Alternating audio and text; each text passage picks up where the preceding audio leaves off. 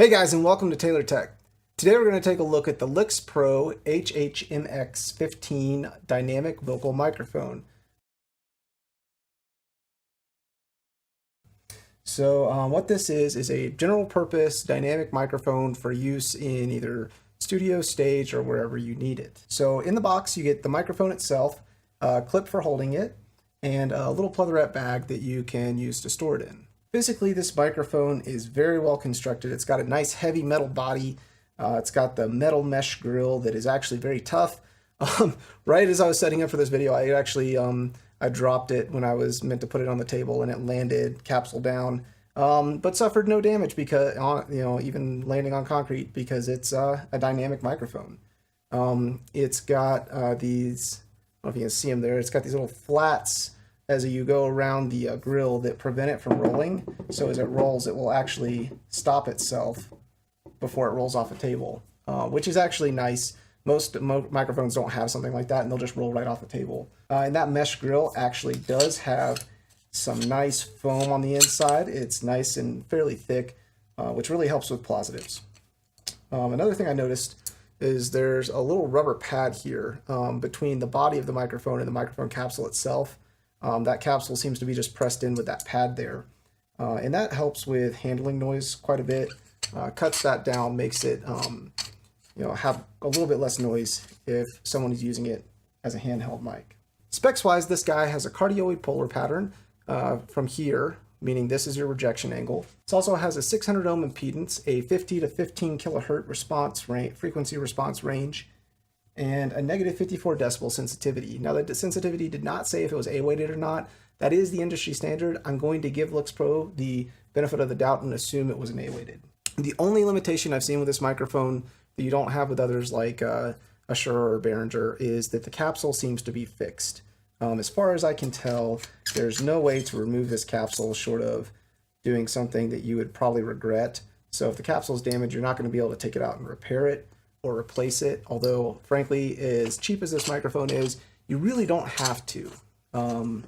This microphone, on average, sells for about $20 on Amazon. It fluctuates a tiny bit, but usually you're going to find it for 20 bucks, which, given its performance, is a really good deal. So speaking of performance, let's go ahead and take a listen to this microphone. Okay, guys, so let's do a quick comparison between the LyxPro and the Behringer XM8500. First off, let's listen to the LyxPro mic. I really like the way this microphone sounds. It's got a little bit of a brighter sound than most dynamic mics that I've listened to. And there's nothing off about it. Nothing is telling me that it's not very boomy. It doesn't have really an exaggerated proximity effect. I also feel like it has slightly muted handling noise compared to other dynamic microphones similar to it. To give you an idea of what my settings are like when I'm recording this, I've got my Behringer interface here set at 75% gain. Windows is set at 100% gain, and currently there is no post-processing boost. If there is, I'll put a little annotation on the video so you know. So one thing that I like about this microphone as compared to the Behringer is the handling noise. So as we pull it out, you'll note that there is some handling noise when it's in my hands and as the cable drags on the table and I'm moving it around and I switch hands with it, but it's not super exaggerated. And I find that that is very different from the Behringer. So the Behringer, first of all, it's a little bit of a deeper microphone. It's got a much more exaggerated proximity effect. So it is a little bit boomy, but it's still a really good microphone. It sounds good. When you compare the handling noise, though, as I'm switching it between my hands and as that cable drags on the table there, it seems just a little bit louder to me. Now, that may just be my perception, but I think the LyxPro wins in that regard. So a few things about this microphone that I really like. One, I definitely like the way it sounds. I like the flat spots around the grill to keep it from rolling. And I don't know if you can see on the camera, it's just got a slightly longer, fatter body than the Behringer microphone, which I feel like makes it a little easier to hold in the hand.